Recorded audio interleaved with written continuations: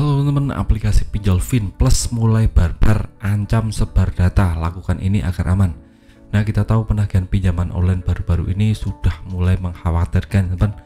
Banyak sekali customer service dari pinjaman online yang berkata-kata kasar dan menjurus intimidasi. Salah satunya adalah mengancam dengan akan menyebarkan data pribadi kita. Nah, itu sangat fatal sekali teman. Buat teman-teman yang sudah pinjam di aplikasi Finplus atau pinjaman online yang lain, bisa melakukan trik-trik ini agar aman dari yang namanya penyebaran data pinjaman online. Jadi mohon simak video ini sampai habis ya teman. Yang pertama, jika teman-teman sudah gagal bayar di pinjaman online, maka resiko yang akan teman-teman tanggung adalah langsung di spam WA atau telepon dari pinjaman online. Nah, ini biasanya teman-teman bisa tanggapi atau tidak tanggapi.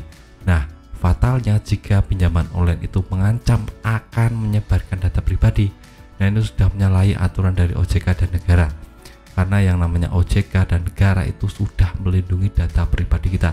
Jadi jangan sampai kita yang namanya takut dengan ancaman ini.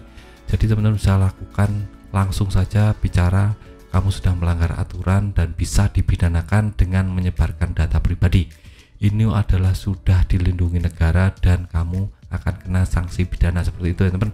Teman-teman harus tegas jawabnya melalui telepon atau WA. Jadi kalau ada satu saja pinjaman online yang mengancam teman-teman bisa langsung lawan balik saja dengan mengatakan seperti itu. Jadi jangan pernah takut atau yang namanya terintimidasi dengan penagihan seperti itu.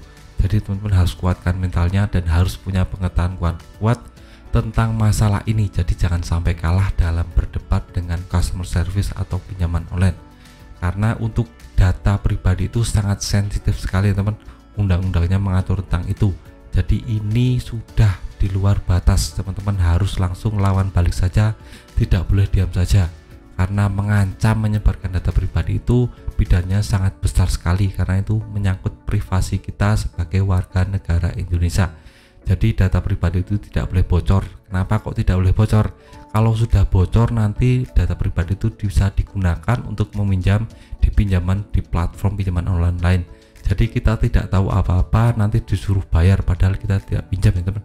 Jadi ada oknum-oknum yang mendaftarkan kita di pinjaman online padahal kita tidak merasa mendaftar atau meminjam mengajukan pinjaman. Nah, itu bisa menjadi fatal sekali buat kita karena kita akan dirugikan dalam masalah ini.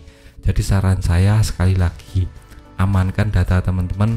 Kalau mau pinjam di pinjaman online yang legal saja bersertifikasi OJK. Jangan pernah pinjam di pinjaman online yang ilegal, karena kalau sekali teman-teman pinjam di pinjaman online ilegal, data teman-teman akan tersadap langsung dan mungkin akan diajukan pinjaman di pinjaman online yang lain tanpa sepersetujuan teman-teman, tanpa sepengetahuan teman. Jadi ini sangat berbahaya sekali. Nah, untuk kasus ini aplikasi Finplus ini juga mulai barbar ya teman. Jadi mulai ada developernya mulai menagih-nagih dengan intimidasi kata-kata kasar. Jadi teman-teman yang sudah pinjam di aplikasi Finplus harap lebih kuatkan mental, lebih punya mindset tentang ini. Jadi jangan sampai teman-teman kalah berdebat atau kalah informasi tentang penagihan developer. Itu ada SOP-nya. OJK sudah mengatur itu. Jadi jangan pernah yang namanya teman-teman kalah dalam berdebat. Nah, itu saja video singkat saya tentang Finplus yang mulai barbar, ancam sebar data.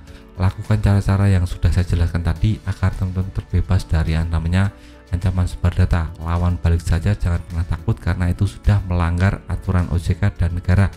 Nah, saja video singkat dari saya, semoga bermanfaat. Tetap semangat untuk kehidupan yang lebih baik.